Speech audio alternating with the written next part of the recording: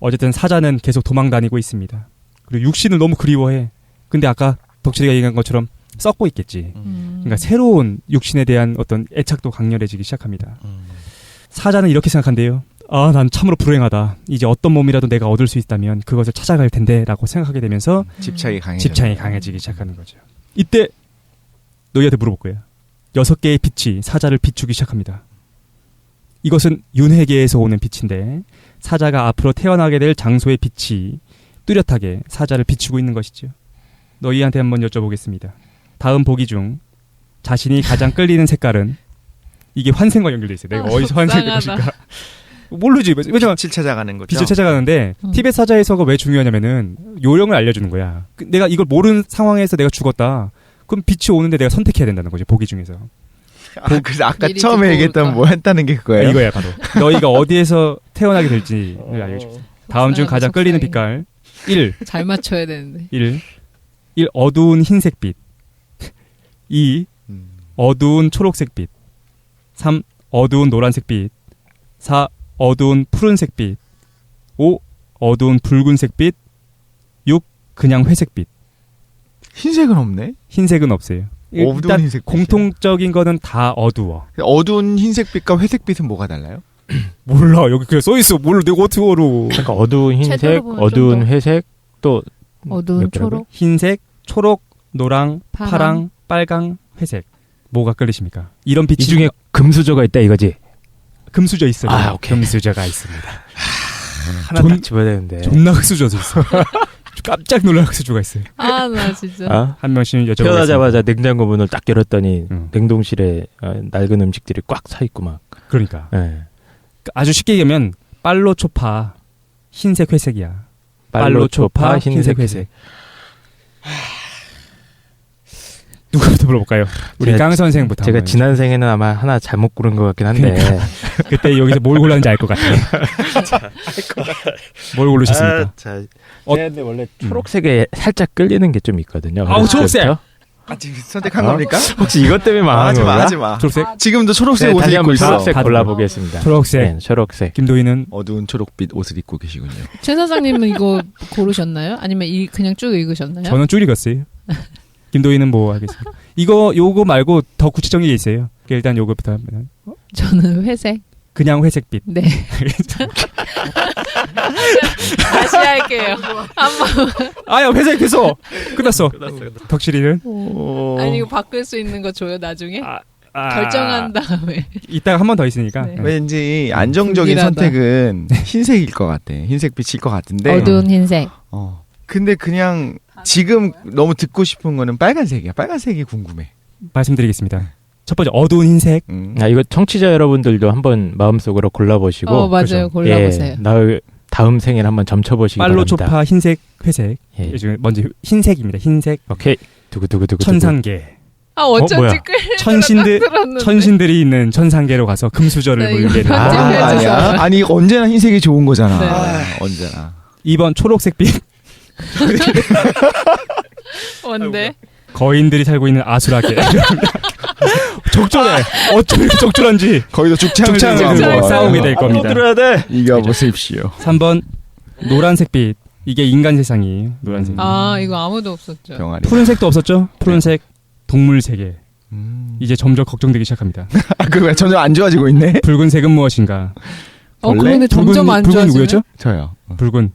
귀신들이 사는 아기계. 싫다. 회색이 누구였지? 김도희 회색이었나? 네. 지옥입니다. 지옥 행 특급 열차 회색 빛이면 어쩐지 끌리더라. 어쩐지 끌린다 했어요. 네. 우리 다 고생하는 팔자다 지금. 천상계는 없군요. 알겠습니다. 어쨌든 사자의 카르마에 따라서 자신이 이끌리는 빛깔로 자신이 변해가게 됩니다. 이게 그냥 내가 선택하는 건 아니고 나의 이제까지 쌓아왔던 어떤 업보가 그렇죠. 글로 나를 인도한다 이거군요. 그렇죠. 그럼 그런데 전 뭐가 사실은 자기가 끌리는 게 있는 거지. 지옥에 갈 업보를 쌓았어. 그런데 티벳 사자에서가 이제 위대한 게 이 순간에도 해탈하는 방법이 있다고 합니다. 빨리 알려줘. 심지어 그 천상계로 가는 것조차 끊는 게 목표라는 거죠. 그렇지. 그냥 그나마 괜찮긴 한데 천상계가 금수저긴 한데 그래도 어쨌든 윤회하니까. 근데 천상계 가면 죽을 수 있어요 거기서? 거기도 죽어요. 우리 그때 붓다 얘기했지 않았습니까? 영원한 게 없다고 1겁, 하면서 600겁 이 정도를 살아요. 오래 살긴 하는데 어쨌든 죽긴 죽는다는 거죠. 그래야 또 그 해탈의 기회가 주어지죠. 그렇지. 그런데 그 얘기를 해. 제발 동물이나 이런 데 가지 말라는 거야. 그러면 너무 오랫동안 돈대. 동물계는? 왜냐면 동물계니까 티벳 사자 해설을 들을 수가 없잖아. 계속 뺑뺑 돈다는 거야. 동물이었다가 뭐 해파리였다가 뭐였다가 계속 돌다가. 그래서 티벳 사람들이 뭐라고 얘기하냐면은 티벳 사람들이 항상 말하기 전에 이런 얘기를 하거든요. 인간으로 태어난 것도 어려운데 뭐 어쨌다. 인간으로 태어난 것도 어려운데 게임에 졌다. 인간으로 태어나기도 어려운데 학교에 가야 된다. 왜 그 얘기를 하냐면은 그래도 인간이 낫다는 거야. 왜냐면 깨달음을 얻을 수 있는 기회가 주어지니까. 이거를 안 듣고 자기가 스스로 깨닫는 건 굉장히 어렵다는 거죠. 그렇지. 왜냐면 아까 전에 그 색깔 보고 어떻게 알겠어? 이거 굉장히 사교육이네. 굉장히 빠른. 그렇죠. 특급 사교육 교육 가서. 그러니까 이제 게임으로 따지면은 그 공략집인 거예요. 공략집. 그렇지. 동물인 게 어디야? 지옥에 가는 사람도. 지옥에 가시는 분이 계시니까. 네. 어떻게 해탈하느냐? 이 순간에도 해탈하는 거. 일단 여기서는 아주 구체적인 방법을 알려줍니다. 명상의 방법을 알려주거든요. 수호신의 형상을 먼저 떠올리래요. 근데 이 얘기 하거든요. 종교가 없으면 꼭 신을 떠올릴 필요가 없이 나 자신을 떠올려도 된다. 눈앞에 수호신이나 나 자신이나 어떤 형체를 떠올려라. 그리고서 얘를 천천히 녹이랍니다. 표면부터 얘가 녹아 들어가는 그 명상에 들어가는 거야. 싹 녹으면 없어지겠죠. 그러면 텅 빈 상태가 되는데 그 텅 빈 상태에 머물러 있으라 라고 얘기합니다. 그러니까 딴 데 가지 말고 이 텅 빈 가운데에서 스스로 녹아 들어가라. 선택하지 말고. 그렇지. 그런 얘기를 하는 거죠. 그럼 없어져요? 그러면 해탈할 수 있다고 해요. 그러니까 내 의식이 사라지는 거네. 그렇지. 책을 읽어보면 이렇게 됩니다. 읽어볼게요. 고귀하게 태어난 자여. 이 가르침이 담고 있는 특별한 기술은 이 순간에서 특히 중요하다. 지금 어떤 빛이 그대를 비출지라도 그것을 자비의 신이라고 생각하고 그것에 대해 명상하라. 어느 곳으로부터 빛이 뻗어나와서 그대를 비출지라도 그곳이 자비의 신이 있는 곳이라고 생각하라. 이것은 대단히 심오한 기술이다. 이것은 그대가 다시 태어나는 것을 막아준다. 하지만 악한 업보가 많으면 환생의 길로 들어서게 됩니다. 이제 자궁이 보이기 시작해요. 자궁의 입구를 찾아서 방황하기 시작합니다. 그럼 어떻게 해야 되느냐? 자궁의 입구를 닫아야 한다라고 티벳 사자에서에서 얘기해 주거든요. 자궁의 문을 닫는 방법을 구체적으로 또 알려줍니다. 근데 그 방법이 반복하지 않을게요. 아까랑 비슷해. 수호신을 생각하고 그걸 녹여가지고 아무것도 없는 상태에 머물러라. 그 얘기를 합니다. 그래도 사자가 깨우침을 얻지 못하면, 그러니까 티벳 사자에서에서 계속 한탄해요. 티벳 사자에서 뭐라고 나오냐면 이 정도가 되면 웬만하면 해탈한다는 거야. 그런데도 불구하고 해탈 못하면 그 얘기를 계속 반복하거든요. 어쨌든 사자가 깨우침을 얻지 못하면 이제는 남녀가 성교를 하고 있는 환영을 보게 됩니다. 그러면서 이렇게 얘기해요. 그들 사이로 들어가지 않도록 자신을 억제해야 된다. 라고 얘기합니다. 부모군요. 들어가면. 되게 여러 개가 보이는데 근데 그게 부모가 아니라 아마 이렇게 보이는 것 같아. 인간이 성교하고 있는 게 아니라 추상적인 성교의 모습들이 보여지나 봐. 거기에 자꾸 들어가고 싶은 욕망을 갖게 된다고 해요. 쭉 읽어볼게. 만일 이때 집착과 거부감에 이끌려 자궁으로 들어간다면 그대는 말이나 개나 닭이나 또는 사람으로 태어나게 될 것이다. 재밌는 게 이게 나와. 좋겠다. 이때 그래. 이때 그대가 만일 남자로 태어날 예정이라면 남자의 느낌이 차츰 들기 시작할 것이다. 더불어 아버지가 될 사람에 대한 강한 증오심이 생기며 어머니가 될 사람에 대해서는 애착과 매력을 느낄 것이다. 이거 그렇지. 프로이트요? 프로이트의 생각이 이미 여기 반영돼 있었던 거야. 프로이트가 이걸 들은 건 아닐까요? 아니지. 그 전에 이미 프로이트가 혹시나 융이 이걸 좀 얘기를 해. 나중에 읽으면서 프로이트의 생각들이 아까 이렇게 얘기하거든요. 프로이트가 이 티벳 사자에서의 아주 기초적인 단계까지 도달하지 못했다라는 거야. 서구 사상이. 조금 더 읽어볼게요. 만일 그대가 여자로 태어날 예정이라면 여자라는 느낌이 서서히 들기 시작할 것이다. 그리고 어머니에 대한 강한 증오심과 아버지에 대한 강한 매력과 애정을 느낄 것이다. 중요한 건 나중에 생긴 이 증오심입니다. 이러한 감정이 원인이 되어 그대는 자궁 속으로의 길에 들어설 것이다.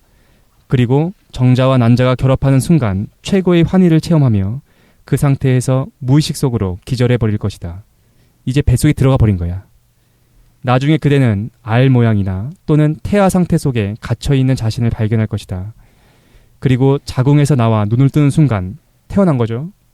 자신이 한 마리의 강아지로 변해 있는 사실을 발견할 것이다. 아니면 돼지우리 속의 새끼 돼지로, 개미굴 속의 개미로, 아니 곤충으로. 아기들 틈에서는 어떻게 되냐고. 귀신들? 내가 궁금한 그거야. 아기. 지금 사람이랑 몰라. 동물만 얘기하고 있잖아. 근데 나머지는. 거기에서도 어떤 상징적인 측면에서의 그런 게 있겠지. 어쨌든 그런 걸 아기가 발견하게 됩니다. 귀신들이 사는 곳이기도 하지만 아기 자체가 계속 굶주려 있는 상태니까 되게 약간 뭐라고 할까 계속 굶주림을 느끼는 막 그래서 삐쩍 마른 상태로 태어날 것 같은데. 안 돼. 덕실이가 그래서 지금 사실 전에 아기였던 게 아닐까? 그래서 많이 먹고 있는 건 아닐까? 이제 티베트 사자에서에서 요령을 알려줍니다. 네가 만약에 환생하게 된다면 그나마 좀 좋은 곳으로 환생하기 위해서 자국문을 선택하는 방법을 알려줍니다. 아까 알려줬어야지. 두 번째 조사, 두 번째 질문입니다. 또 다른 한 게 번의 기회가 더 있는 이제는 거야? 자궁이 보이니까 빛깔이 아니라 아주 구체적으로 모습들이 보여요. 오케이. 이 중에서 뭘 선택할 것인지 알려드리겠습니다. 근데 아니 잠깐만. 어. 이거를 죽은 다음에 얘기해주지 말고 그 전부터 계속 얘기를 들었어야 처음부터 무슨 선택의 기회가 온다면 언제나 나는 흰색 이러면서 죽지. 근데 그 얘기를 하는 거야. 그러니까 이 책을 살아있을 때 읽어야 돼. 왜냐면 그래야 내가 기억하고 가는데 그냥 이런 얘기를 해요. 수영하는 것 같다. 실제로 수영하지 않고 수영하는 방법에 대해서 평생을 들은 거야. 뭔지 그리고 물에 알겠어. 던져졌을 때 어떻게 할 것이냐. 침착해야 되겠구나. 그지. 못 한다는 거지 실제로. 정신없고 죽을 것 같으니까 아무거나 붙잡게 되죠. 그렇죠. 그리고 왜 자꾸만 이런 빛이나 지금부터 얘기할 그 모습들에 들어가게 되냐면은 정신이 없어. 비바람 치고 춥고 사람들이 쫓아와서 날 죽이려고 하고 어딘가에 자꾸 들어가고 싶은 욕망에 시달린다는 거야. 어디에 들어가서 쉬시겠습니까? 1번. 벌써 바로, 또 시작. 바로 질문이죠. 1번. 암수 백조가 떠다니는 호수. 암수 백조가 떠다니는 호수. 1번입니다. 2번. 백조가 있는 호수? 백조가 있는 호수야. 왠지 이런 게 안 끌리지 나는. 2번. 네. 크고 아름다운 건물. 건물? 죄송해요. 건물? 크고 아름답다가 이거 웃겨가지고. 크고 아름다운 건물이 보인다. 맨하탄 같은? 뭔지 모르겠어. 근데 건물이 보인다. 3번. 빌딩. 암수 말이 풀을 뜯고 있는 호수. 호수? 말. 호수. 근데 호숫가에서 암수 말이 풀을 뜯고 있습니다. 4번. 이번 소예요. 암수 소가 한가로이 풀을 뜯고 있고 주위에 나무가 무성한 호수. 호수를 너무 좋아할 것 같아. 물은 있어야 돼 일단. 5번. 물은 왜? 5번째입니다. 물이 있어야 돼. 온갖 보석으로 치장된 화려한 사원이나 저택. 저건 아닌 것 같다. 지옥에 가만. 원래 지옥으로 가는 길이 어떤 선의로 뒤덮여 있는 거죠. 6번. 멋진 숲이 보이거나 서로 반대 방향으로 원을 그리며 회전하는 불꽃. 불꽃. 숲이 보이는데 원을 그리면서 회전한다는 거야. 7번. 바위굴과 지상의 깊은 구멍과 안개. 8번. 황량한 평원. 잠깐만 왜 이렇게 많이 가요? 9개 있어요. 8번. 황량한 평원, 낮은 동굴, 밀림 사이의 빈터와 폐허가 된 숲. 9번. 울부짖는 노래소리, 음침한 대지, 흑백의 건물들, 땅 위에 난 검은 구멍, 검은 길. 그런데 가는 사람도 있어. 그럴 수도 있지. 근데 이거는 지금 평온한 상태에서 선택이 가능한 겁니까? 아니요. 그렇지 않고 정신없는 상하고 도망쳐 다니고 있는데 막 보이는 거예요. 이거 계산하지 마시고 가장 끌리는 거 빨리 고르십시오. 전 골랐습니다. 죄송한데 빠르게 한 번만 다시 말해주세요. 1, 너무 많았어요. 1. 암수백조가 떠다니는 호수. 2. 크고 아름다운 건물. 3. 암수 말이 풀을 뜯고 있는 호수. 긴장돼. 4. 암수소가 한가로이 풀을 뜯고 있고 주위에 나무가 무성한 호수. 5. 온갖 보석으로 치장된 화려한 사원이나 저택. 6. 멋진 숲이 보이거나 서로 반대 방향으로 원을 그리며 회전하는 불꽃. 7. 바위굴과 지상의 깊은 구멍과 안개. 8. 황량한 평원, 낮은 동굴, 밀림. 그 사이에 빈터와 폐허가 되는 숲. 9. 울부짖는 노래소리, 음침한 대지, 흑백의 건물, 땅 위에 난 검은 구멍, 검은 길. 그럼 백조는 땅이 없어요 지금? 땅이 있겠지. 호수에 근데 떠있는 호수에 떠있는 모습이 보인다는 거예요. 백조가. 야, 이건 또 어떻게 한몫하려고 하지 마시고. 아니 두 번째는 빨리. 뭐라고? 아니 지금 생각하는 거예요. 그래서 두 번째가 뭐라고? 크고 아름다운 건물. 2번이랑 나무를 무서워하거든요. 그러니까 숲을 무서워해죠. 아. 밤이 되면 숲이 너무 무서워서 그래서 지금 1, 2, 3번 중에 하나. 그러니까 지금 어떤 상태냐면은 비바람이 치고 폭풍이 불고 사람들이 막 나 잡으려고 쫓아오고 내가 숨고 싶은 거야. 그러니까 실제 발음이 아니라 막 내가 휘몰아치는 그런 느낌을 얻는데요. 건물 들어가고 싶겠네 사실. 그래요? 그러면 독실이 뭐야? 건물? 3번. 암수 말이 풀을 뜯고 있는 호수. 저는 7번. 강 선생은 7번 갑니다. 바위굴과 지상의 깊은 구멍과 안개. 예. 근데 세상에 보니까 1번부터 좋고 뒤로 갈수록 나빠지는 것 같아. 그래? 그래요? 김도희는 불꽃? 불꽃 6번? 5번? 설명드리겠습니다. 설명드릴게요. 네. 일단 그 암수 백조가 떠다니는 호수는 동쪽 대륙으로 가게 된다고 합니다. 리파라는 곳이래요. 근데 가면 안 됩니다. 왜 가면 안 되냐면은 행복하고 편안한 곳이래요. 그런데 진리의 가르침이 퍼져 있진 않다고 합니다. 헬조선? 아니 행복하고 헬조선이라? 편안한 근데 곳이래. 얘기를 그렇죠. 듣다 보니까 조금 무서워. 왜? 그냥 좀 약간 섬뜩한 얘기. 한국, 일본 이쪽인가? 참 좋은데 가면 안 돼. 일본? 그러니까 동쪽 대륙인데 리파라고 하는데 실제로는 막 키가 크고 뭐 이렇게 얘기 나오는데 그런 거 뺐어요. 너무 현실적이지 네네. 않아서. 근데 동이쪽. 어쨌든 동쪽입니다. 행복하고 편안하다. 그걸로 그런 거죠. 하겠습니다. 편하다. 다만 이제 지금 알고 하면 어떡해. 당시에 티벳 사람들이 생각하는 동쪽이 이미지일 수도 있겠네요. 중국 애들. 맞아요. 사실 그런 것도 있고 사실 근데 그것보다도 불교적 세계관이 뭐냐면 가운데 수미산이라는 게 거대하게 있고 그 우리가 생각하는 대륙이랑 약간 다른 걸 수도 있어요. 동방정토, 서방. 2번 크고 아름다운 건물 남쪽에 있는 곳입니다. 잠부라는 곳인데 가도 돼요. 부유하고 풍요로움이 있는 곳이고 우리가 사는 세계가 이 대륙에 속해 있다고 합니다. 알겠죠? 인도 역시 앞에부터 좋은 거였어. 왜 가도 되느냐? 왜냐면은 부유하고 풍요로운 건 딴 데도 많거든. 근데 여기는 가르침이 이미 가르침이 있다라는 거야. 인도 쪽인 것 같아. 그런 것 같아. 그래서 원하는 거지. 3번 암수 말이 풀을 뜯고 있는 호수. 서쪽인가? 서쪽에 있는 바랑최드라는 곳인데 이거 좀 특이해요. 소가 너무 많대. 그래서 소를 금전처럼 쓴다라고 합니다. 부귀와 풍요가 있지만 진리의 가르침이 퍼져 있진 않아서 가면 안 된다라고 얘기하고 있어요. 좋겠다. 그래도 그래. 이거 풍요롭네. 스페인이나 포르투갈 쪽인가? 야, 그쪽인가? 그쪽일 수도 있을 것 같아요. 소고기나 좀 제 먹고 거랑 살지. 뭐. 바꾸실래? 4번 암수 소가 한가로이 풀을 뜯고 있고 주위에 나무가 무성한 호수는 북쪽 대륙이고 툰드라. 다이냔이라고 합니다. 가면 안 돼요. 불곰국. 장수도 있고 행복도 있지만 그러니까 오래 산대 촉박해. 진리의 가르침이 퍼져 있지는 않다. 다 그거네. 그렇죠. 그러니까 괜찮아. 여기까지는 참 살만한 곳인 거예요. 아 그래요? 네. 아마 5번 온갖 보석으로 치장된 화려한 사원이나 저택 들어가도 된다. 여기가 바로 천신으로 태어나는 곳입니다. 어? 아씨. 저게 진심으로 속상해하다니. 웃어요, 웃어. 6번. 의심이 난 병이야. 저런 게 안 끌리지? 들어갔어야 네. 되는데. 6번. 그 아까 김동희 선택한 거였죠. 불. 원을 그리면서 회전하는 불꽃, 멋진 숲도 보이고 아수라의 세계입니다. 들어가면 절대 안 된다.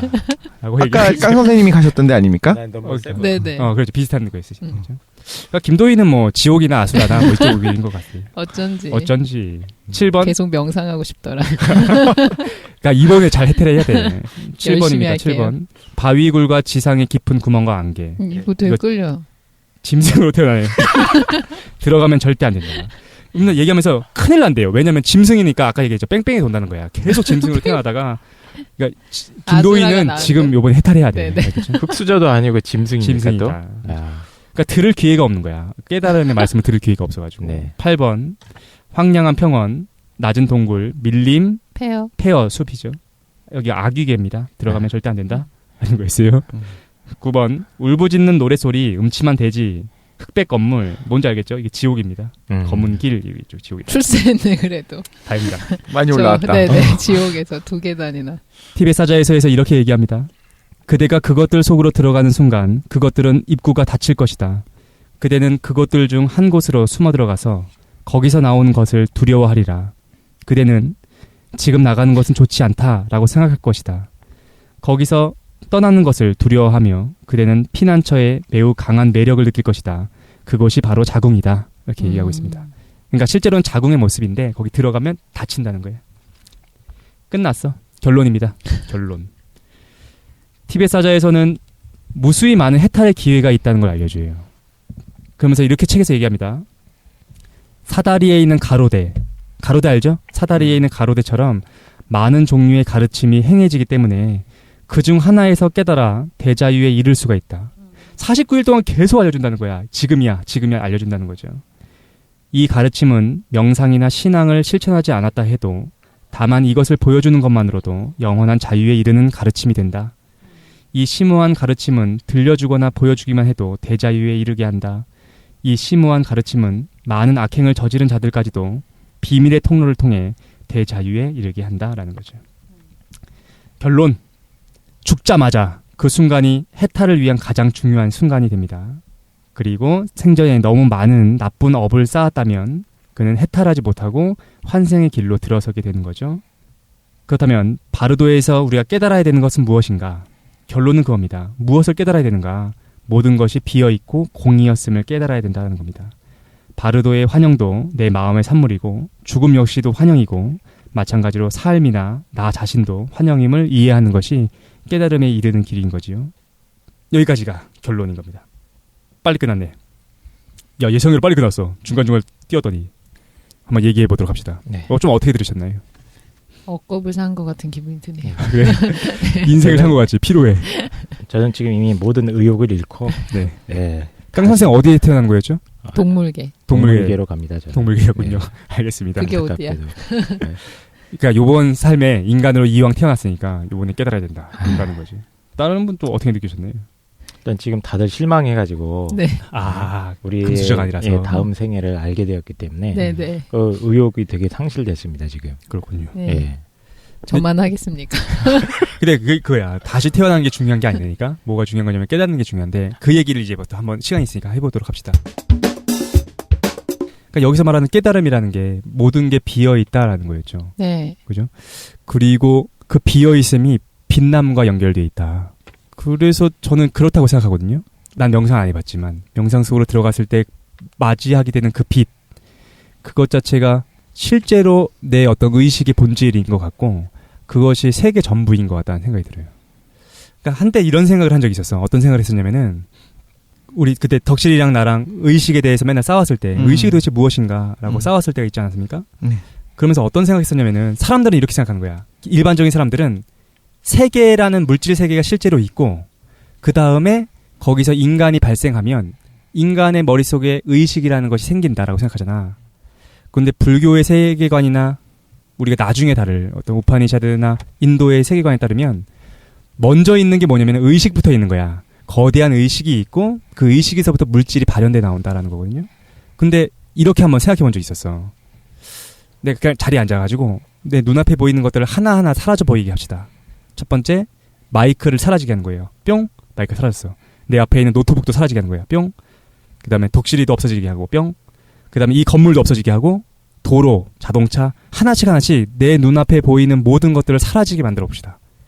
다 사라졌어. 산도 사라지고 강도 사라지고 사대강도 사라지고 다 사라졌어. 그러면 그럼 뭐가 남을까요? 내 눈앞에 보이는 모든 물질들을 다 사라지게 하는 거야. 네. 지구도 사라지게 하고 우주도 사라지게 하고 다 사라지게 하는 거죠. 뭐가 남을 거라 생각하십니까? 아무것도 없겠지. 그런데 관조하고 있는 의식만 남을걸?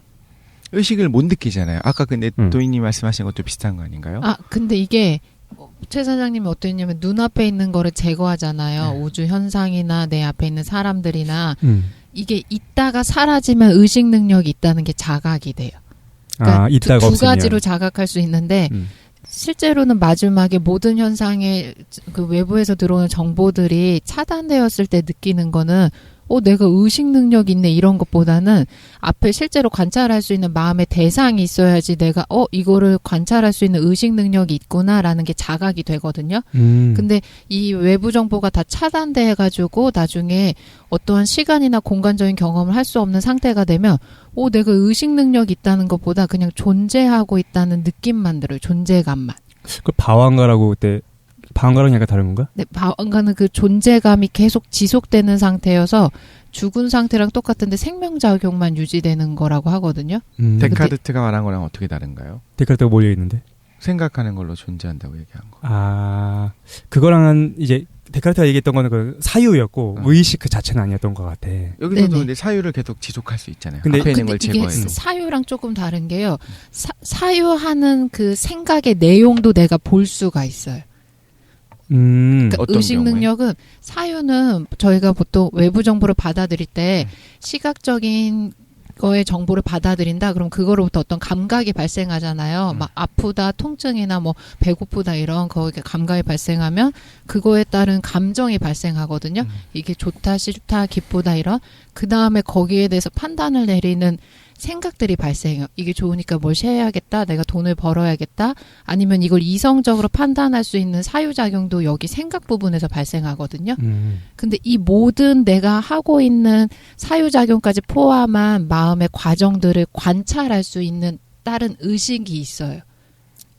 그러니까 그런 거지. 모든 게 사라져도 나를 중심으로 무엇인가가 펼쳐져 있다라는 사실은 그 관점이 남아있는 거지. 그걸 이제 우리가 뭐라고 생각해야 되냐면은 의식인 건데 그게 바로 의식의 본질인 거죠. 사유랑은 달리 관찰하고 있는 관점. 근데 그거는 아마 그러니까 좀 파동으로 생각을 하자면 네. 뭔가 이렇게 왔다 갔다 하는 것이 아니라 아주 정적이겠네요, 그냥. 네네. 그렇지. 맞아요. 완전 정적. 왜 모든 세상에 있는 모든 것들을 사라지겠으니까. 근데 재미있는 게 뭐냐면은 나는 그 모든 것이 사라지고 남았을 때 어둠이 남을 것이냐. 저는 아까 그 얘기를 하고 싶었거든요. 저는 어둠이 남을 것 같은데 계속 빛이라고 하는 거예요. 공간만 남게 되면. 그 빛으로 가득 차 있을 것만 같은 생각이 들어. 그러니까 빛의 부재가 어둠이 아니고 어둠의 부재가 빛인 거네. 어둠조차도 제거해버리면 그렇지. 정말 아무것도 없는 공간은 빛이 있을 거다. 근데 거기서 말하는 빛은 이제 광자를 얘기하는 것이 아니라 우주 배경 복사? 어차피 우리가 무엇인가를 그건가? 우리가 보는 게 실제로는 우리가 광자를 보는 게 아니라 광자를 해석해서 빛을 보는 거잖아요. 우주에는 빛이라는 게 없어. 광자가 있을 뿐이고 빛이라는 거는 우리 의식작용의 현상이거든요. 장님이 무엇을 볼 것인가 우리가 상상하기 힘들고 사람마다 다를 수도 있겠지만 어둠을 볼 것인가 그건 아닐 거야. 내 생각에는 장님 비유는 좀 적절하지 않았던 것 같긴 한데 어쨌든 근데 굉장히 정말 다르겠죠. 세상을 구성하는 게. 텅 비어 있다라고 한다면 존재자들을 다 사라지게 만들고 텅 비어 있어. 거기에는 그냥 빛으로 가득 차 있을 것 같고 중요한 건 그거지. 그렇다면은 뭐가 선행하는가? 물질이 먼저 있고 의식이 발생하는 것인가? 의식이라는 어떤 광활하고 한계가 없는 그 어떤 의식의 넓은 범주가 있고 거기서부터 물질이라는 것이 발생하는 것인가? 관점의 전환이 필요할 것 같은데. 근데 비어있는 공간이고 과거에 뭐가 있었는지 모르는 상황에 억겁의 시간이 흘렀어요. 그럼 이게 지금 빛인지 어둠인지 어떻게 구분할 수 있어요? 근데 최 사장님 빛이라고 계속 강조하시는데 실제로 저희가 형광등을 봤을 때 이런 밝은 빛은 일부에서 잠깐 보게 되는 거고 저게 지속되지 않거든요. 저게 나중에 희미해지면 실제로 어둠이다 밝음이다 이런 인식작용도 안 생겨요. 그냥 존재하고 있을 때 존재감만 들고 근데 그게 막 깜깜해 밝아 이런 게 아니고 명암이 변해야지만 지금보다 더 밝아져야지만 아까가 어두웠다를 느끼고 네네. 얘가 어두워져야지만 아까가 밝았다는 걸 느끼는데 그냥 무가 돼버리면 이건 어두운 것도 아니고 밝은 것도 아니고 그냥 그거야. 네네. 명암 상태는 없고 최 사장님이 말씀하신 어떤 빛을 되게 강조하시는데 빛은 모든 사람이 체험할 때 약간 이걸 표현할 때 목화솜 같은 밝은 빛이라고 보거든요. 네네. 목화솜. 그럼 구분이 되네요. 어두운 네네. 부분과 빛이 있는 부분이. 네, 근데 그 의식 능력이 있다는 걸 자각할 때 일시적으로 발생하는 거지 저게 계속 지속되는 상태로 있지는 않아요. 그리고 저 빛을 자각하는 사람도 있고 보이지 않는 사람도 있어요. 실제로 의식 능력을 자각해도. 그럼 시간이 지나면 그것조차 없어지고 공간만 남네요. 네네. 그러니까 공간도 사라지게 만든다면. 공간의 느낌도 나중에는 사라져요. 네네. 그러니까 내가 말하고 싶은 건 이거죠. 그치. 그러니까 원래 처음에 뭐가 있는 거냐면은 그 무엇인지 모르는 그 어떤 장으로서의 의식만 있고 거기서부터 이제 물질이 출현한다라고 보아야 된다라는 생각을 하고 있었거든요. 근데 재밌는 게 티벳 사자에서를 해석한 융도 동일한 해석을 합니다. 티벳 사자에서에서 얘기했죠. 네 눈에 보이는 그 현상들, 괴물들이든 아니면 나의 삶이든 그것이 실제로는 내 의식, 내 마음에서부터 발현된 걸 얘기하잖아. 융이 이렇게 얘기해요. 해석하면서 이 책은 그 첫 번째 문장부터 모든 주어진 것들의 주는 자가 바로 우리 자신 안에 있다는 사실을 깨우쳐준다. 우리가 모든 것을 창조해낸 장본인이고 모든 결정을 내린 주인공이라는 것이다. 어쩌면 우리들 대부분은 세상을 자신의 마음이 창조했다고 보는 것이 결코 쉬운 일이 아닐 것이다. 그러기 위해서는 무엇보다도 관점의 대전환이 필요하며 여기에는 많은 희생이 뒤따르기 때문이다. 인간이 가진 동물적 본능은 환경의 창조자로서의 자신을 보기를 거부하게 만든다라는 거죠. 그러니까 먼저 뭐가 있냐? 먼저 의식이 있다. 이게 인도나 동양 사상에서의 차별점인 것 같아요. 서양 사상과의 차별점. 근데 맞는 것 같기도 하고. 그래서 우리가 죽고 나면 뭐로 돌아가느냐? 그 첫 번째 의식, 그래서 빛을 보는 것 같아요. 근데 그 의식이 뭔가 의식 능력이 있는 건 아니니까 사유의 능력은 없는 상태잖아요. 왜냐하면 자극이 안 들어오게 되면 사유라는 건 불가능해지니까. 그렇지.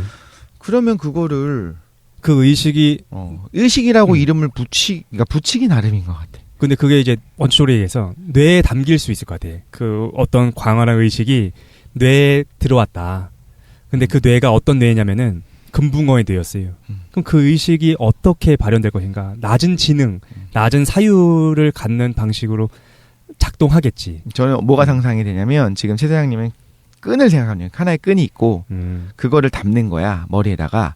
그러면 이제 머리에 담게 되면 이게 작동하기 시작하면서 끈이 움직이기 시작해. 그럼 파동이 만들어지는 맞아요. 거예요. 그럼 파동이라고 하는 움직임, 말 그대로 끈이 춤을 추고 있는 그게 일어나려면 반드시 뭐가 있어야냐면 끈이 있어야지 그게 흔들림이 일어날 수 있잖아요. 그러니까 끈이라는 것은 기본적으로 있다라고 하는 견해인 것 같은데 궁금한 건 그러면 물고기와 나의 의식이 하나의 끈으로 이어졌는데 있는 거예요? 아니면 그 끈이 각각 잘려가지고 담아지는 거예요? 오늘 얘기한 거에서는 잘려있다 뭐 이렇게 얘기하기는 티베트 사자에서는 그런 얘기 안 나오는 것 같고. 근데 오히려 잘려있다고 봐야 되는 거 아닌가요? 우리 모두가 하나다라는 걸 얘기하는 건 아니잖아. 티베트 사자에서는. 그 얘기는 안 나오고 그건 우파니샤드에서 나오는 것 같은데 나는 기본적으로 연결돼 있을 것 같아. 하나의 거대한 의식으로. 최대한과 나는 같은 끈이야. 같은 끈인데 내 머릿속에선 이렇게 파동치고 있고 최대한님 머릿속엔 다르게 파동을 치고 있고 그런 건 아닌가 생각이 들었어요. 근데 같은 끈이라고 봐도 크게 무리가 없을 것 같은 게 그럼 왜 이렇게 사람이 다르고 동물이나 인간은 다르다 그러면 수반되는 물질이 가지는 제약이 있잖아요. 그러니까 물고기의 물질적인 특성이 있고 인간의 물질적 특성이 있으니까 같은 의식적인 능력 혹은 끈이 담겨도 이게 발현될 수 있는 물질적인 제약이 따르기 때문에 그걸로부터 개체성이나 개별성이 나타난다 이렇게 생각할 수도 있을 것 같아요. 그렇죠. 예전에는 근데 논의했었던 건데 그래서 이제 업보를 쌓아가지고 그러니까 업보를 없애면서 이제 우리가 그 해탈의 경지에 이르는 그런 걸 얘기하면서 윤회를 하는데 그때 하나냐 그러니까 여럿이 우리가 개별적이냐가 되게 중요하다고 이야기를 했었잖아요. 네네. 초반에. 그래서 생각이 났고 끈보다는 그게 적절한 것 같아요. 물은 기본적으로 맞아. 있어. 근데 그 물이 흔들리는 파동, 그 파도는 사람마다 다르게 나타나겠죠. 이 개체와 저 개체가. 그리고 우리가 물이 흔들리는 그 파도를 보면서 제가 정보를 가지고 있다라고 이야기하고, 사실 이제 과학에서는 요즘 정보를 너무 중요하게 여기기 때문에 그 정보를 가지고 있다라고 하는 것이 우리가 의식 작용이라고 한다면 기본적으로 물이 정보가 없어지게 되면 즉 하나하나 비우기 시작하면은 물이 파도가 치지 않는 혹은 흔들리지 않는 그 정적인 물만 남을 거 아니에요. 그거를 이제 기본적으로 아까 말씀하셨던 어떤 그 의식 가장 기초적인 기저의 의식이라고 얘기할 수 있을 것 같기는 해요. 이거는 이 얘기예요. 의식에 대한 얘기나 물질에 대한 얘기, 세계에 대한 얘기는 우리가 여기서 마무리할 수 있는 게 아니라 그치. 살아가면서 각자 풀어야 되는 문제인 것 같아요. 그리고 사실 이거를 합의하기는 힘들고요. 어떤 그치. 증거 모두가 같이 공유할 수 있는 이게 맞는 것 같다를 할 수 없으니까 증거가 없으니까. 그러면 그 불교 문화권에서 기본적으로 해탈 혹은 그 해탈을 이제 지상 목적으로 삼는다면 지상 목표로 삼는다면 네. 차라리 태어나지 않는 것이 더 좋은 거잖아요. 그렇죠. 그러면 자궁문을 닫아야지. 아기를 왜 낳아요? 혹은 낙태가 가능하다면 혹은 피임이 가능하다면 그렇게 하는 것이 낫지 왜 굳이 그걸 계속 낳으려고요? 동물로 태어나는 것보단 나아서 그런가? 근데 그 원인에 대해서 왜 삶이 고인가? 그러니까 기본적인 전제에 삶이 고잖아요. 나는 사실 불교를 전공한 사람이 아니라서 뭘 얘기하기 힘든데 기본적인 전제에 고이긴 한데 그 원인을 분석하진 않은 것 같아요. 왜 우리가 계속해서 윤회를 할 수밖에 없는 사람들이 것인가. 지금 말씀은 왜 남녀가 이렇게 결혼해서 아기를 낳고 생을 살아가느냐 이 얘기잖아요. 그걸 최소한으로 줄이는 것이 더 나은 거잖아요. 더 나은 건데 사람들이 그걸 깨닫지 못하고 미혹에 휩싸여 있으니까 그런 거 아닙니까? 아니 불교 문화권에서는 근데 그거를 근데 저는 이게 오해라고 생각하거든요. 깨달음 얻으면 삶이 고통이니까 당연히 이거를 중지하고 싶겠지라고 생각하는데 삶은 고통이 아니고 깨달음이 없는 상태가 이어지면 고통스러우니까 부처가 얘기하는 거는 고통스러운 삶으로부터 벗어날 수 있는 새로운 관점을 제시한 거라고 생각하거든요. 그래서 자꾸 그 티베트 사자에서도 깨달음 줄 때 뭐냐면 너나 네가 믿는 신을 형상을 그린 다음에 형상을 녹여내잖아요. 그러면 그 고정된 현상이 없다는 의식적인 능력 그냥 어떤 펼쳐진 장을 인식시켜주는 건데 그 장을 인식해주면 우리가 경험하는 것들이 고정불변하는 게 아니다라는 시각적인 관점을 얻을 수 있으니까 고통으로부터 벗어난다라고 생각하거든요. 그러면 고통이 지속된다는 거를 뭔가 비유나 상징적으로 윤회라고 표현하면 그게 이제 중단되는 거랑 마찬가지인 거예요. 그래서 저는 윤회라는 거를 비유나 상징적인 관점에서 이해하거든요. 근데 근데 이게 만약에 그러니까 현실에서의 고통을 끊는다는 거야. 네네, 깨달음을 맞아요. 얻어서. 그러니까 진짜로 내가 뭐 환생 그런 게 아니라 현실에서의 고통의 윤회를 끊는다. 네, 근데 이거를 진짜 고지고대로 생각하면 저희가 이제 과학적인 방법론이 유명해지면서 어떤 역사적인 추세가 생겼냐면 검증되는 게 정말 좋긴 한데 비유와 상징을 가짜라고 생각하는 거예요. 예전에는 아하. 진리를 드러내는 표현들 성서에서도 하나님의 가르침이나 예수님의 가르침을 비유나 상징으로 드러내는 표현들이 있는데 그걸 과학적으로 하나하나 검증하면 불합리하거나 말이 안 되는 표현들이 있잖아요. 근데 옛날 사람들은 그거를 무리 없이 받아들였는데 지금 사람들은 그게 가짜고 진실이 아니라고 생각하니까 근데 그걸 제거하기 시작해서 윤회도 진짜 사실 고지고대로 생각하니까 삶은 고통이니까 그걸 완전 제거해서 우리가 다시 태어나지 않는다 이렇게 생각하면 독실님이 질문하신 게 필연적으로 나올 수밖에 없거든요. 삶이 태어난 것도 고통이면 안 태어나게 하는 게 가장 좋지 왜 낳아놓고서 이렇게 개고생을 시키냐라는 질문이 나올 수밖에 없는 거예요. 그럼 옛날 사람들은 다르게 받아들였을 거라는 거군요. 네, 그 네, 윤회에 대한 이야기들도. 네, 그렇게 볼 수도 있을 것 같아. 네. 명쾌한. 깡 선생은 어떻게 생각해요? 깡 선생 어떻게 생각했어요? 우리 논의를 들으면서 귀등으로 들었던 거 아니에요? 귀등이로 듣고 그러시구나. 있어요. 지금 슬퍼서 다음 생에는 뭔가 아 되게 동물이다. 표정이 초연해지셨어요. 아 그렇구나. 근데 깡 선생님 처음에 아수라계였었죠. 그만해. 제가 이 책을 읽다 보니까 네. 아수라계가 나쁜 게 아닌데요? 아, 거인 신인데. 거인 신이야. 근데 인간계보다 전투를 많이 해. 나은가 봐. 전투도 많이 하고. 좀 그만 좀 쉬자죠. 어쩐지 죽탕. 어쩐지 죽탕. 그러니까. 재밌지 않습니까? 자기가 끌리는 게 다 있는 거예요. 정확하게. 그죠? 김도인도. 이제 지옥이 끌려요. 다음 생 해탈하시기 바랍니다. 네. 근데 나는 이 얘기 더 붙이고 싶은데 이 책을 읽은 다음에 그 얘기가 너무 인상적이었거든요. 우리가 죽고 나면 가게 되는 세상이 우리가 꿈꾸는 거랑 매우 유사한 상태라는 거야. 정신 없잖아요. 왜냐면 물질이라는 그 기준점이 없으니까 계속 통과하기도 하고 난리도 아닌 거야. 명확하게 이제 구분되지 않겠죠. 그렇지. 네.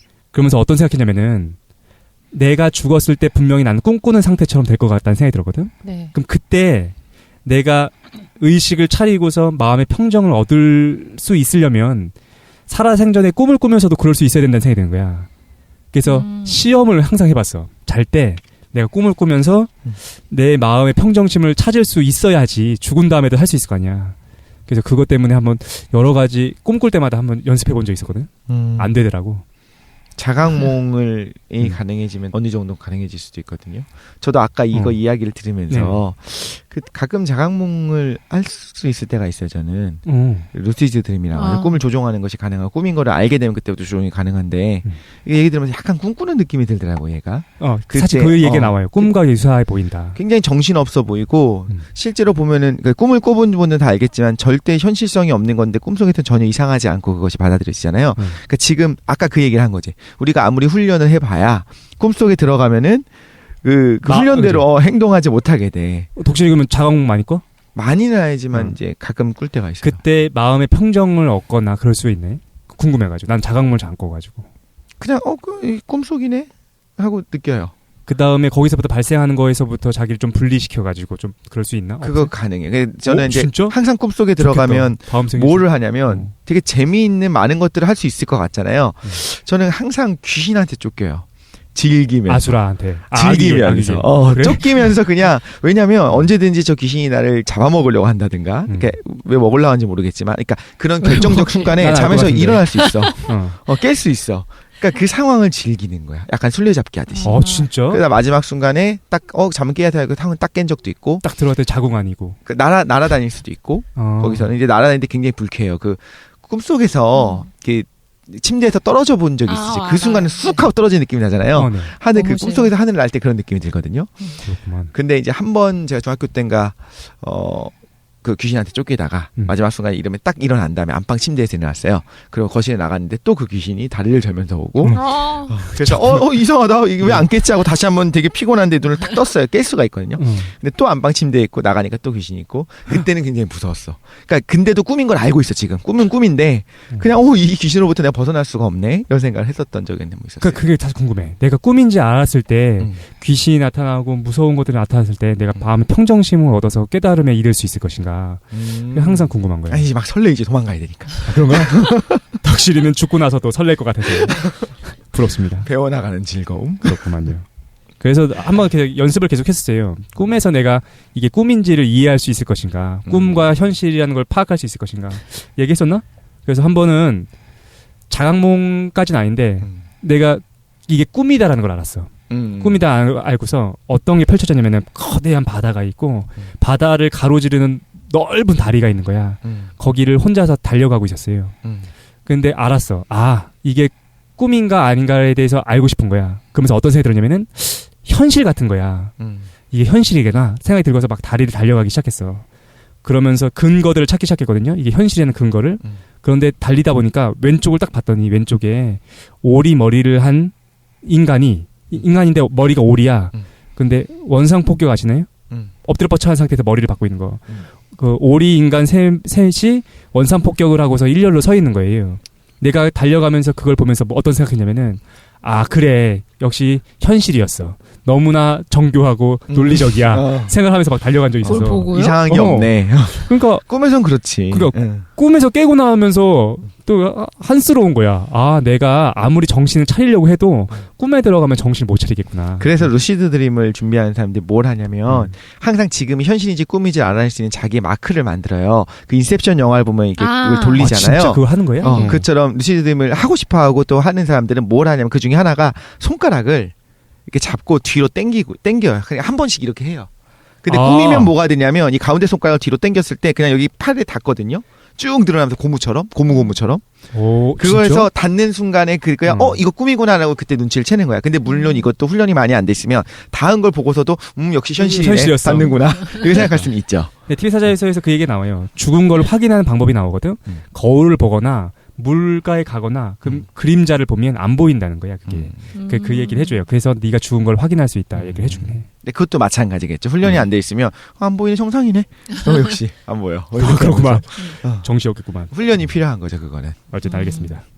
근데 전 이거보다 궁금한 게 의식이 뭐 선행한다 이런 거는 별로 그렇게 딱히 궁금하진 않은데 윤회를 멈추고 싶어 한다는 느낌을 잘 모르겠어요. 예를 들어 지금 여기에서 제가 제일 극단적인 선택을 하지 않았습니까? 지옥행 가는 네. 거지. 만약에 제가 앞에서 지옥으로 환생한다라고 해도 여기에서 윤회하는 걸 중단하고 싶다기보다는 지금 느낌으로는 지옥이라도 거기 다시 태어나고 싶을 것 같거든요. 저는 진짜? 왜? 지금 삶도 막 그렇게 뭐 행복하거나 그런 삶의 조건은 아니지만 그 뭔가 살아가면서 그 느끼는 게 있는 것 같아요. 과정을 경험하면서 그럼 지옥이어서 사람이 누구나 가고 싫어하고 거기서 극단적인 고통이 펼쳐질 거야라고 생각하지만 제가 아직 경험하지 않은 세계고 영혼들의 여행에 완전히 푹 빠졌어 지금. 네네. 그러니까 왜 윤회를 중단하고 싶은지 그게 고통이 너무 지속되니까 이거를 더 이상은 하기 싫어서 내가 중단하는 거를 선택하고 이제 고통으로부터 벗어날 거야라고 생각하잖아요. 네. 근데 저는 고통 자체가 지속되는 상황이 있더라도 윤회하는 선택을 할 것 같아요. 왜? 뭔가 더 배울 수 있으니까? 네, 그런 것도 그렇고 뭔가 극단적인 행복이 펼쳐진 천상계여서 지옥계보다 더 좋을 거라고 생각하지는 않아요. 네. 그냥 잊고 싶은 거지. 소멸하지 않고. 맞아요. 그냥 또 어떤 새로운 경험을 하고 싶은 거지. 그 극단적인 그 고통 체험이어가지고 그걸 받아낼 수 있을지는 잘 모르겠는데. 근데 그거 여기서 내가 뭔가 윤회를 중단하고 완전히 그냥 모든 게 끝이고 소멸되고 이거를 원하지 않을 것 같아요. 근데 비슷한 생각들을 저도 예전에 했었었고 그 예전 방송을 할 때 다른 분들도 우리 그 청취자분들이 이거 들으면서 비슷한 생각했을 것 같아요. 모든 걸 이해한 상황에서도 왜 굳이 윤회를 끊지? 나는 그냥 더 많은 걸 배우고 싶고 많은 걸 경험하고 싶고 내 존재가 사라지는 건 싫어 무서워할 수 있을 것 같기도 하고. 만약에 윤회를 만약에 자기가 중지시킬 수 있는 깨달음을 얻었다 그러면 극도의 자유 상태거든요. 어떠한 체험으로부터도 종속되지 않는 자유 상태인데 굳이 그러면 왜 윤회를 중단하는지 싶어요. 네네. 언제든지 할 수 있으니까. 네네. 내가 그 귀신한테 쫓기다가 언제든지 잠에서 깰 수 있는 거랑 비슷한 거죠. 그렇구만. 그럼 상황을 재미있게 만들지. 네. 근데 그거는 이제 본인이 깰 수 있을 때 얘기고 그러니까 계속 못 깨고 계속 귀신한테 시달린다. 네. 그러니까 그런 사람들 입장에서는 야 이거는 그만두는 게 좋은 거야라고 얘기하는데 그러니까 김도인이 말씀하신 거는 그 윤회 직전까지 갔어 깨달음을 얻은 사람 입장에서는 굳이 깨달음을 얻었는데 그러니까 그걸 정말 빠져나갈 이유가 뭐가 있냐는 거야. 네네. 아예 바깥에서 관조를 하는 입장에서 현실로 방관하는 돌아오면 입장에서는 다시 또 귀신한테 쫓기는데. 그러니까 방관하는 입장에서는 그 윤회를 벗어나려고 애쓰는 것까지도 좀 부질없게 보일 수도 있지 않겠냐라는 생각이 드는 거죠. 네네. 근데 사실 대승불교에 오면은 그 이제 무화되는 걸 유예시키잖아요. 그러니까 나는 이제 해탈할 수 있는 충분한 레벨이 됐는데 이제 연민을 느끼사 그렇지. 다른 사람들을 그래가지고 해야 그래서 되니까. 다시 태어나기도 하는데 어쨌든 그래서 오늘 얼토당토하는 얘기로 우리 깊이 있게 들었는데 사실 이거 너무 깊은 얘기 아닙니까? 사실 어떤 팟캐스트 방송이나 미디어에서 이런 얘기를 할 수 있다는 거는 참 대단한 거다. 우리가 죽은 후에 여러분들이 어디로 갈 수 있느냐 이거를 저희가 아마 세계 최초로 그러니까 방송을 통해서 공개했습니다. 실용 방송의 끝. 예. 얼마 좋습니다. 속상하다.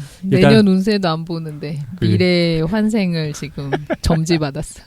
그래서 이제 우리 시간이 많이 남았는데 많이 나. 많이 30초에서 한 1분 정도 마지막 얘기를 한 다음에 좀 끝내도록 합시다. 어쨌든 저부터 얘기를 하면 TV사에서 오랜만에 봤는데 재밌는 거야. 다시 봤는데 재밌었는데. 근데 이런 생각이 들었어요. 혹시 아까 전에 내가 질문 던지지 않았습니까? 그러면서 뭐라 질문 던졌냐면은 다음 생에 태어날 거 어떻게 끌리느냐를 물어봤는데 반대일 수도 있을 것 같아. 우리가 거기서 온 건 아닐까요? 그 세계, 동물이 됐든 아기가 됐든 거기 살다가 노란 거에 이제 끌려서. 많은 것들을 나 언제 덧치고 배고팠어. 이제 해탈할 시기가 돼서 인간의 삶을 선택한 거 아닌가? 그래서 우리가 마지막 기회를 여기서 얻을 수 있었던 거고 이 방송을 통해서 내가 너희들한테 알려주는 거지. 같이 해탈하자. 그럴 수도 있겠다. 뭐 그런 상상을 한번 해봤습니다. 그래서 마지막으로 승려였던 라마셨는데 아나가리카 고빈다라는 해설서를 붙이신 분이 했던 얘기를 끝으로 해가지고 저는 제 말을 마치겠습니다. 이렇게 쓰셨어요. 한 사람도 사실은 살아있는 어떤 존재도 죽음의 세계로부터 돌아오지 않은 자는 없다. 사실 우리들 모두는 이번 생에 태어나기 전에 무수히 많은 죽음들을 겪었다. 그리고 우리가 태어남이라고 부르는 것은 단지 죽음의 반대편에 불과하다. 그것은 동전의 양면 가운데 한 면과 같고 방 안에서는 출구라 부르고 바깥에서는 입구라 부르는 것과 같다. 그렇게 말씀하셨는데 티벳 사자에서에 대한 해석으로 적절한 얘기는 아니었나 좀 생각이 들었습니다. 네. 감사합니다. 잘 다녀오겠습니다. 예, 오케이. 저도 마지막 한 말씀만 더 치면은 네. 저도 이제 그 아까 전에 김도인이 했던 것처럼 이런 종교적인 경전이나 이런 걸 좀 비유나 상징적으로 많이 이렇게 해석하는 편이라서 뭐 최 사장이 의식이 어떻고 이런 얘기는 사실 귀에 잘 안 들어오는 편이긴 한데 그렇구만. 네, 어쨌든 간에 이런 책들을 읽으면서 저도 되게 오랜만에 이 종교 경전을 한번 잡은 것 같아요. 정말 종교학과잖아. 예. 근데 최근에는 이런 책을 읽을 기회가 없었으니까 근데 안 읽고 있었는데 오랜만에 들으니까 참 좋은 것 같고 정말 그 옛날 동물계 사람들과 가는데. 현대의 사람들의 가장 큰 차이점 중에 하나가 어떤 죽음에 대해서 너무 현대인들은 좀 피하려고 하고 그렇죠. 내가 죽는다는 생각을 자꾸 지우려고 하고 우리가 뭐 항노화제를 자꾸 만들고 뭐 그렇네. 피부 관리를 하고 이게 다 죽음을 피하려고 하는 그런 노력들 아닙니까? 안티에이징. 예, 그렇죠. 안티에이징하고. 근데 이제 과거 사람들의 삶 속에서는 이런 죽음에 대한 인식이 너무 삶 안에 가까이 있었던 것 같아요. 주변에 널려 있었죠. 예, 주변에 널려 있었던 것이고. 그래서 근데 저는 개인적인 생각으로는 이런 인간이 결국에는 늙어서 죽을 수밖에 없다는 이 인식 자체가 우리 평소에도 가끔 한 번씩 해보는 게 개인적인 삶의 어떤 건강한 그걸 준다고 생각을 좀 하거든요. 예를 들어서 뭐 교과서를 내가 한 권으로 만들어야겠다. 뭐 이런 도전을 하는 것도 사실 인간의 어떤 유한성적인 숙련이나 이런 걸 고려해 본다면 그게 과연 의미 있는 일인가 이런 생각도 해볼 수 있지 않습니까? 내 죽은 뒤의 삶을 네. 생각해보자. 어쨌든 간에 그래서 그 어떤 죽음에 대해서 사유할 수 있는 기회를 주신 최 사장님께 감사드리는데 여전히 제 다음 생애가 걱정되고 이번에 좀 걱정하지 착하게 마세요. 살아야 되는데 동물로. 좀 안타깝습니다. 정말 궁금한 게 깡 선생님은 대부분의 경우에 이제 그 진지하게는 받아들이지 않죠. 아주 진지하게 받아들이지 않는다면 이런 이야기를 들으면 그래서 약간 껄끄러워요? 아니면 그런 거 전혀 없이 자유로워요? 어떤 지금 얘기를? 이야기 이런 동물계로 것들을 간다 이 말 들으면. 동물계로 간다고요? 뭐 네네. 그런 것들. 기분 졸라 나쁘죠. 그래? 난 전혀 아무렇지도 전혀 믿지 않기 때문에. 그렇구나. 근데 보통 이제 사주 보는 분들이 난 재미로 봐라고 해놓고서 괜히 예를 신경 들면 8월 달에 뭐 동쪽을 가고. 조심하고 묘을 조심하고 제니가 뭐 아니었어. 그러면 그 다음부터 거의 신경을 쓰잖아요. 저는 네. 거의 안 그래서. 아, 저는 그 이런 설명들을 들을 때 되게 깊이 좀 빠져들고 그걸 정말 이제 이해하려고 노력하는 관점에서 좀 접근을 해갖고 과하게 몰입하는 경향이 있고 그러잖아요. 네네. 그래서 그런지 모르겠는데 이것도 그렇게 들었거든요. 그러면서 이제 이게 사실이라고 가정을 하면서 계속 들었어요, 사실. 근데 이제 성경에 보면 기독교 관점에서 볼 때 성경에도 전도서라든가 이런 게 보면 삶이라고 하는 것이 굉장히 고통의 연속이라는 이야기들은 나와요. 오. 그런데 전체적인 메시지는 뭐냐면 그래도 사람이 인간에 태어난 이유, 하나님이 만드신 이유 이런 것들을 설명할 때 그래도 목적을 가지고 창조를 했고 여러 가지로 이제 해석을 하다 보면 사람들이 이렇게 결론을 내리죠. 사람은 사랑받기 위해서 또 사랑하기 위해서 뭐 이렇게 태어났다. 아. 이렇게 이야기를 하잖아요.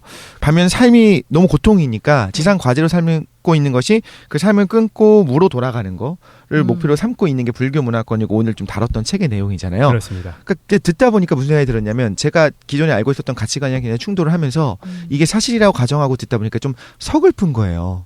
태어난 것 자체가 너무 고통이고 고통스러워. 삶이 고통이고 근데 다른 쪽의 메시지는 야 너는 정말 사랑받기 위해 태어나서 이런 메시지가 전달되는데 그러니까 뭐가 사실인지는 사람마다 다르게 받아들이겠죠. 근데 들으면서 좀 속상했어요. 마음이 좀 아프다는 생각이 들었습니다. 그렇구만.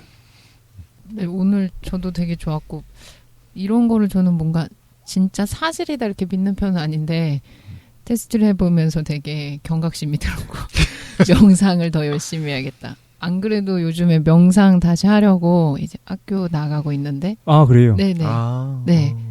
아, 그리고 이거 여쭤보시는 분들이 있어가지고 쪽지랑 계속 예전에 한번 방송에서 말한 적이 있어서 명상 좀 약간 전문적으로 배우고 싶다, 공부로 배우고 싶다라고 해서 계속 물어보시는데 너무 많이 와가지고 그냥 여기서 얘기하면 네. 제가 예전에 다녔었던 게 서울 불교 대학 거기다. 대학원이라는 곳이에요. 거기 네. 이제 명상학과가 있어서 명상을 이론적인 커리큘럼으로 배울 수 있는 데가 한국에선 여기 하나밖에 없거든요. 그래서 뭔가 이렇게 명상 체험 프로그램뿐만 아니라 뭐 이런 과정으로 한번 다녀보고 싶다 그러면 이게 전문 대학원 과정이에요. PDF가 나오는 문학 박사를 수료하는 게 아니고 PDF요? PhD? 아 PhD 선생님 죄송합니다. PDF는 어도비에서 만든 건가요? 네네. 이게 문학 박사라서 PhD 수료하면 나오는 박사 과정이 나오는 게 아니고 뭐가 나오냐면 마치 저희 뭐 로스쿨 다니면 수료하면 전문 박사 과정처럼 다닐 수 있는 데거든요. 그래서 석박사 과정이 있으니까 뭐 궁금하시면 다녀보시면 좋을 것 같아요. 제가 학교 가서 확인해 보니까 다음 주부터 신입생을 모집하더라고요. 사실 안 그래도 자꾸 김도희한테 물어보는 메일이나 네네네. 쪽지 많이 오는 걸 알고 있는데. 네, 근데 이게 제가 뭐야 그러면 김도희 다시 다니는 거예요 거기? 아, 네. 저는 이제 거기 오? 과정이 끝났는데 여러 가지 얘기하다 보니까 저도 좀 새로운 거 다시 배우고 싶어가지고 다시 나가고는 있거든요. 가면 김도희 볼 수 있는 거예요? 못 알아보실 거예요. 저 추리닝 입고 막 그 더벅머리에 한 명 그렇게 청년이 입으셨잖아요. 네. 아니, 그렇게 아니고 입었을 때 알아볼 수 있어요. 우리의 이미지가 그렇게 돼 있기 뭐 때문에. 제다 이렇게. 그렇죠. 그때 저 누군지 모르시니까. 거기 그래서 가면 실제로 수업을 같이 듣는 분들이 이제 평균 연령이라든가 이런 건 어떻게 되나요? 되게 높아요. 그거를 알아야 당황하지 않고 사람들이 네네. 평균 한 쉰? 네, 한 4, 50대 정도라고 그래요? 생각하시면 될 것 뭐 같은데. 그래서 남녀 다 이제 많이 네, 있어요. 맞아요. 그리고 알겠습니다. 보통 이런 전공 자체가 이렇게 젊은 세대한테 어필하는 전공이 아니니까 좀 이론적으로 공부해보고 싶다라고 하시는 분들이 다음 주 한 16일인가 그때부터 신입생 모집했던 것 같아요. 그래서 그래요? 알아보시고 다녀보시는 것도 좋을 것 같아요. 알겠습니다. 네. 그리고 아까 독실님 말씀하셔서 저도 생각하다가 해본 건데 이게 태어나는 것 자체를 고통으로 인식하는 사람들이 있고 긍정적으로 내가 축복받아서 태어난 거야 이렇게 인식하는 게 있잖아요. 종교적인 특색도 있는데 사람의 성향도 있는 것 같아요. 예전에 제가 되게 감명받았었던 게 윌리엄 제이스가 썼던 종교서 중에 종교적 경험의 다양성 이래서 문화권마다 종교에 상관없이 사람들이 체험하는 거의 특성을 두 가지 부류로 나누거든요.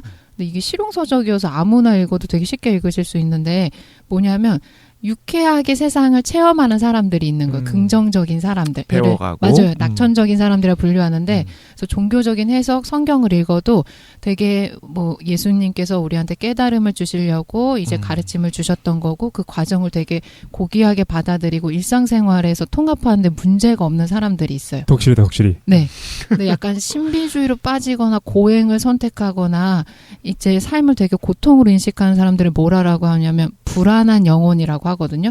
이 사람들은 똑같은 종교를 배우는데도 되게 극단의 고난 체험에 집중한다던가 삶에 대한 역경을 인식하던가 예수님의 고난이나 네, 이런 그리고 것들. 자기 일상생활이랑 자기가 겪는 종교적 체험을 통합하는데 어려움을 겪어요. 그러니까 이 오호. 사람은 이상하게 계속 가시덤불밭길로 가는 사람이 있고 한 명은 계속 밝은 초원이나 햇볕이 펼쳐진 곳으로 나아가는 사람이 있다는 거예요.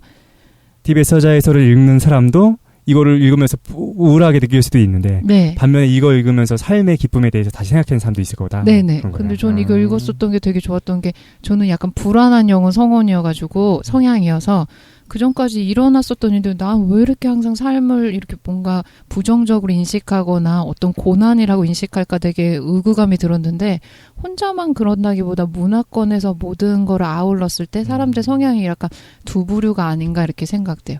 그래서 삶을 고통이다라고 보는 거를 그게 부처님의 가르침이라기보다는 후대 사람들이 해석할 때 불안한 영혼들은 그 가르침을 들으면 역시 삶은 고통이야 윤회를 끝내가지고 다시 태어나지 않아야지 라는 걸로 해석하는 걸로 나아갔을 것 같고 네네. 당신은 가제 중립적이었는데 네네네. 오히려 긍정적인 상향을 가졌던 사람들은 그걸 들었을 때 아 삶에서 고통이 발생할 수 있구나. 그러니까 내가 이걸 잘 해결해서 통합해야겠다라고 해서 크게 문제 삼지 않았을 것 같아요. 문제는 불안한 영혼의 사람들이 더 공부를 많이 하는 과잉해서, 스타일이다 과잉해서. 보니까 그러니까. 그게 문제야. 많은 것들을 저장을 남겼고 저도 네네. 이제 아까 들으면서 생각났던 게 김도희님이 지옥문을 선택한 이유도 그것도 한번 경험해보고 싶었던 게 아닌가. 긍정적 지금은- 영혼의 소유자였구나. 그래 너무나 긍정적이어서 나도 뭐 이것도 해봤고 저것도 해봤는데 이번에 한번 저것도 한번 가볼까? 아니 안표 살 거예요. 저 독실링 가는데 안표 살 거예요. 네네. 알겠습니다. 그래서 오늘 오늘 나라로 가야지. 오늘 이제 티베사자에서에 대한 얘기를 했고 다음 주에 새로운 시리즈로 저희가 또 찾아뵙는 걸로 하겠습니다. 네. 긴 시간 동안 고생 많이 하셨습니다. 네. 수고하셨습니다. 수고 많이 하셨습니다. 수고하셨습니다.